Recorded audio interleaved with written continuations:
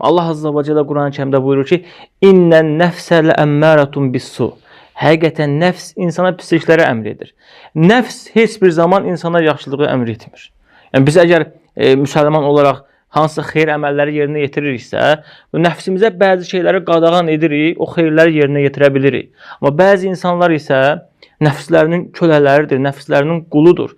Nəfs nə deyirsə onu yerinə yetirir.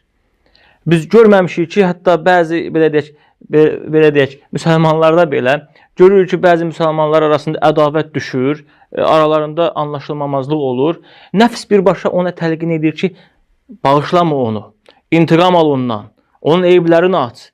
Bir dəfə demir ki, bağışla, keç, eybini ört. Görürsən, nəfs birbaşa çalışır nə etməyə? Ədavət aparmağa qarşında olanla. Yəni, səni belə deyək, Allahdan uzaqlaşdırır. Səni Allahdan qaçırdır. Bəs ona görə də Allah Azza və Cəllə Quran-ı Kərimdə buyurur ki, və firru ilallah. Allaha doğru qaçın. Allahdan hara qaçırsan?